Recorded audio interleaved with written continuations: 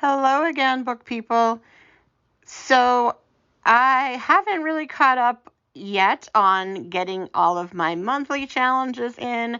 So, I'm kind of trying to throw together a first half of the year sort of challenge. I know everyone does like, oh, I read this month, and this is my goal for this month, and I'm behind. So, I am going to talk about the 45 books that I've read so far this year. I'm not talking about all 45, don't worry. Probably like 15 to 20. The ones I've really, really liked, the ones that stood out to me a lot. Um, yeah, so I am going to go through them. And hopefully this will be more interesting than the last version. And, we can go from here. All right. So the first two I want to talk about, I'm going to talk about together, are Lock Every Door and Final Girls, both by Riley Sager. And the thing with Riley Sager is I started reading his books last year, got really into them, enjoyed them a lot. I think there's only one left I haven't read, but I started this year with those two, and they're probably my two favorites.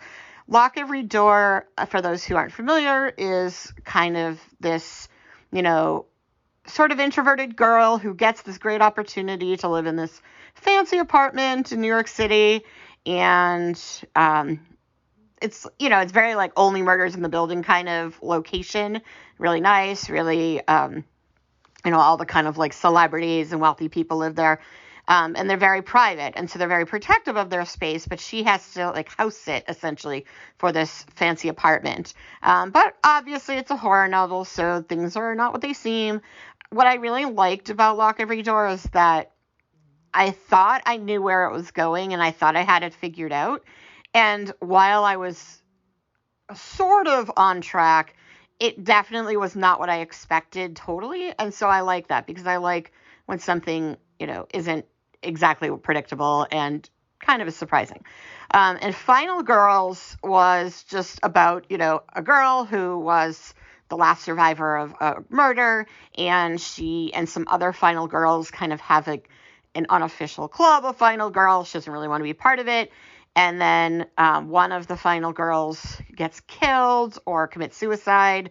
It's not really clear. She doesn't really believe that she committed suicide. And one of the other ones finds her, and there's this whole relationship between the two of them. And it's kind of weird, and she's trying to like make sense of her own memories because she doesn't really remember what happened. This is my favorite Riley Sager book by far. I loved the ending. It was very surprising. It kind of depressed me. It was really sad for reasons that I don't want to give away, but definitely loved Final Girls. I love Riley Sager. Highly recommend him. If you're interested in horror at all, he's not super like gory or violent, but, creepy and definitely horror, but it's not over the top or anything. And I think he writes women very well, and that's always interesting to see, a guy who can write good female characters. Moving on, I loved Blood Sugar by Sasha Rothschild. This is about a girl who has a history of violence and has done some horrible things in her life, and then she falls in love. The man she falls in love with is diabetic, and then he dies, and she's accused of the murder. And it's very interesting because you kind of walk through all of the murders that or the crimes she may have committed in her life, and it's like, is she a good person? Is she not a good person? Did she do it? Did she not do it? Definitely really well written. I think this is her first book, and I definitely enjoyed it. I read it very, very quickly, and highly recommend it. I read it early in the year, so I don't remember a ton of details, but I know I enjoyed it, and I didn't want to put it down. Then there was The Night Swim by Megan Golden. And I had read a couple of Megan Golden's books before and didn't really love them. They were okay. They were fine. I like this type of book, so I'm going to read them. But I really enjoyed The Night Swim. It was about a podcaster, and she deals with, true crime kind of stuff. But this was about a girl who maybe died. And then there's also simultaneously this rape trial that she's following, and just kind of this town and how they kind of treat girls, and, really right up my alley. I love that kind of stuff. And, it's not exciting or happy, but I do think a lot of horrible things happen to girls. And I like when, it's kind of addressed. And I thought that it did a really good job of addressing it.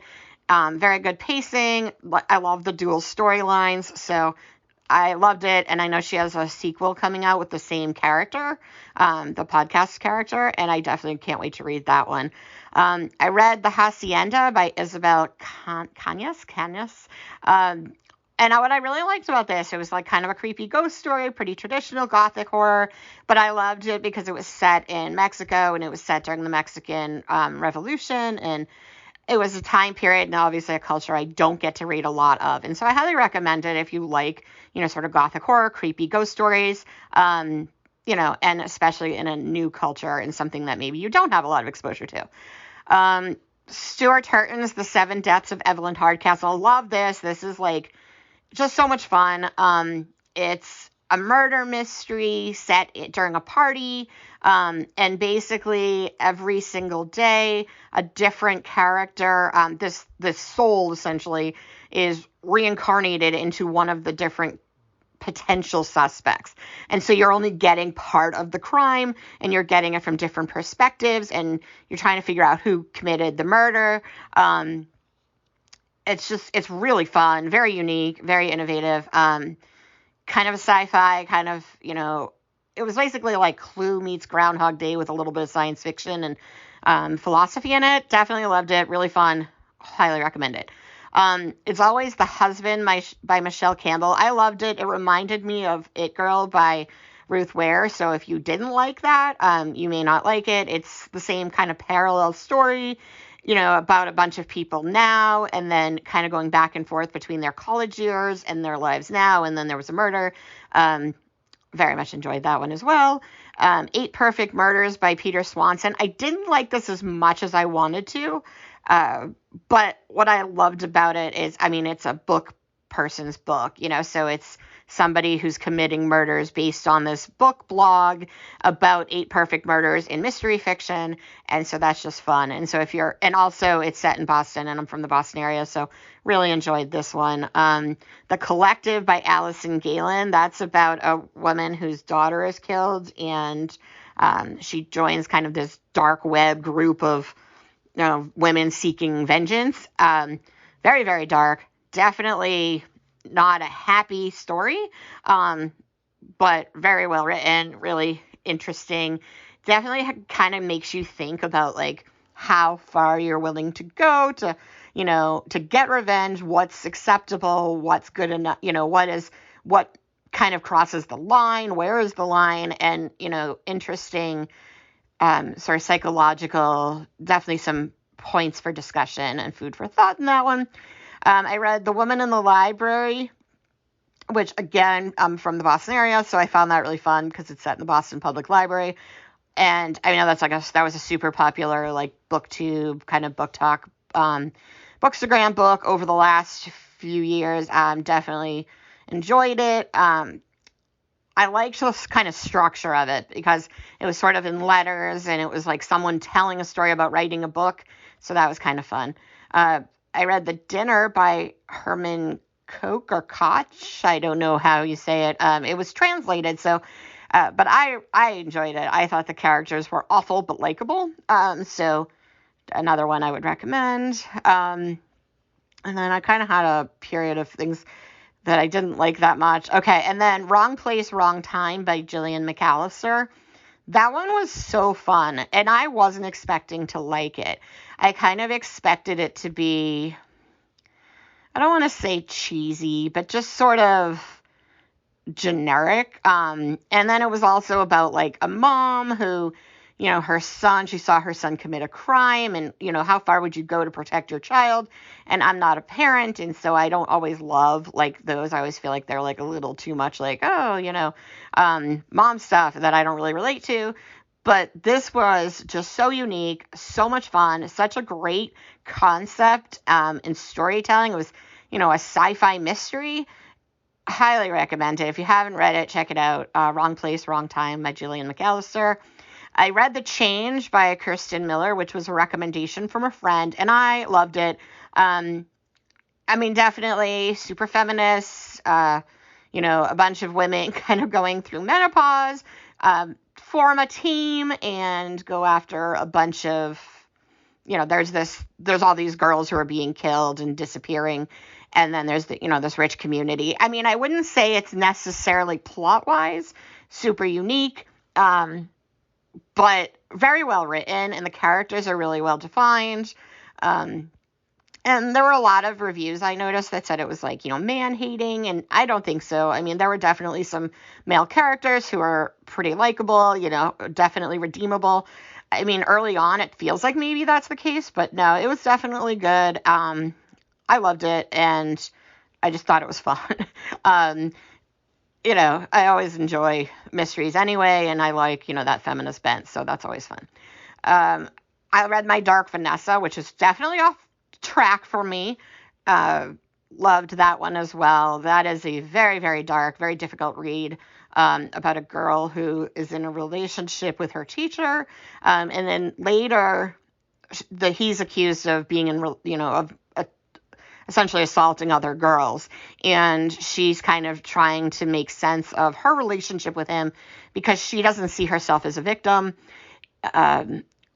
Really interesting read and very unique perspective. And what I loved about it is that it didn't kind of, it wasn't sort of like a easy answer to, the type of story that it was. And it kind of makes you think, and, you have kind of this nuanced approach to it.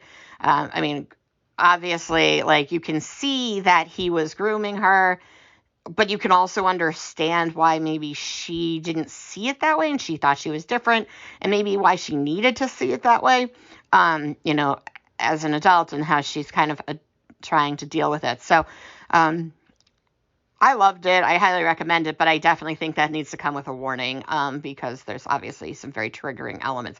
In particular, the first time she has sex with her teacher, it's very uncomfortable. It's not even that graphic, but it makes you physically sick.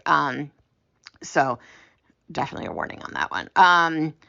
And then I read The Broken Girls by Simone St. James, and that one was another fantastic sort of haunted house mystery, ghost story, just about this old abandoned school that used to be for girls. And I love parallel storylines. I know a lot of people don't, but that's like one of my favorite things is, stories that are told from different time periods or different perspectives.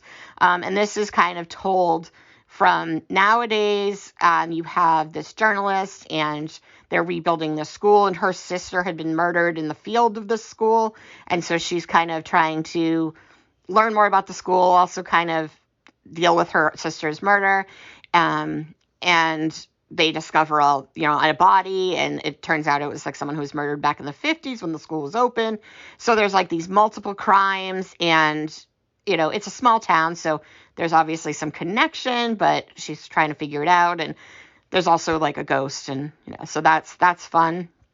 I mean, I guess it's not fun, and I think the last one that I really want to talk about that I've read so far is We Spread by Ian Reid, which I kind of mentioned on my favorites. I just love his writing. If you've read his I'm Thinking of Ending Things, I would say it's similar, but completely different. So it's nice because in points, you're like, I feel like I've done this before with you, Ian. But then it's unique enough that it stands alone. But if you loved I'm Thinking of Ending Things like I did, I think that's like my favorite book in years.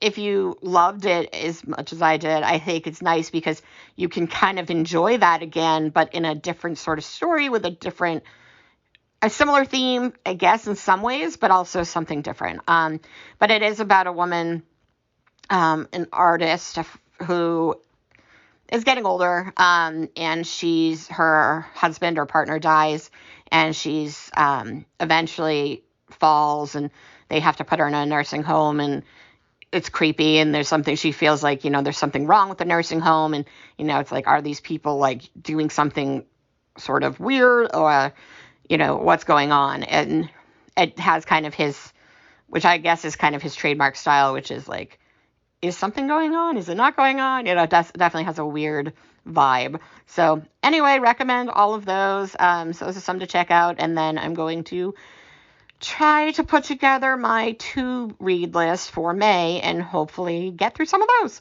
All right. Bye.